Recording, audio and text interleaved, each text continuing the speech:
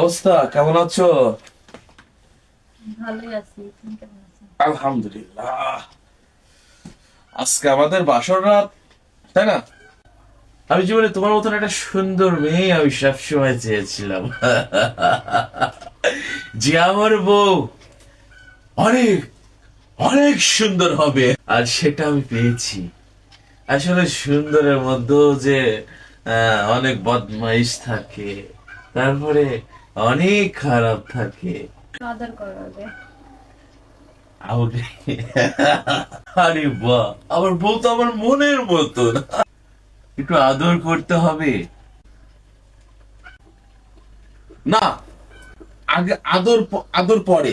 আগে তোমার সাথে আমার কিছু প্রয়োজনীয় পার্সোনাল কথাগুলো হোক। আমরা বিয়ে করেছি, তো এখন যদি আমরা স্বামী স্ত্রী মিলনটা করি, তাহলে সারা জীবনকার জন্য তোমার প্রতি আমার দায়িত্ব হয়ে যাবে, আর আমার প্রতি তোমার দায়িত্ব হয়ে যাবে।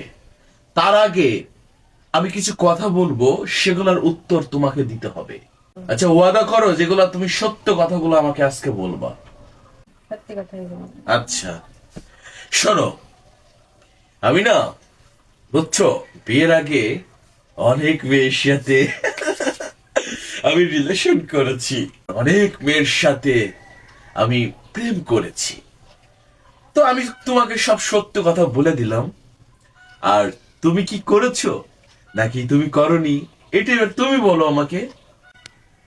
তুমি তো শুধু প্রেম করেছো, আর আমি কি করেছি জানো? কি করেছো? আমি যার সাথে প্রেম করেছি তার বাচ্চা আমার পেটে। কি বললে? আরে আমি তো শুধু পরীক্ষা করার জন্য তোমাকে বলেছিলাম যে আমি অনেক মেয়ের সাথে প্রেম করেছি। আসলে আমি তো কারোর সাথে প্রেম করিনি। শোনো, তোমার সাথে আমার সংসার করা সম্ভব না। তার কারণ, তুমি বিয়ের আগে নিজের স্বামীর সম্পদ অন্য মানুষের হাতে তুলে দাও। সি সি, জঘন্য তোমরা।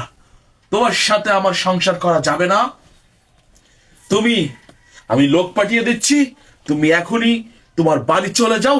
আর আমি ডিভোর্স নামা তোমাকে পাঠিয়ে দেবো, তোমার কাবিন নামা সহ। তবু তোমার মতন খারাপ মেয়ের সাথে আমার সংসার করা অসম্ভব। তার কারণ, বিয়ের আগে মেয়েরা কি করতে স্বামীর সম্পদ তুলে দেয়, এটা আমি বুঝতে পারিনি। সি। আমার মতো মেয়েরা যে বিয়ের আগে স্বামীর সম্পদ অন্য কারোর হাতে তুলে দেয়, তা আমার মতো খারাপ কাজ যেন কেউ করবেন না। এমন জঘন্য কাজ যেন কেউ করবেন না।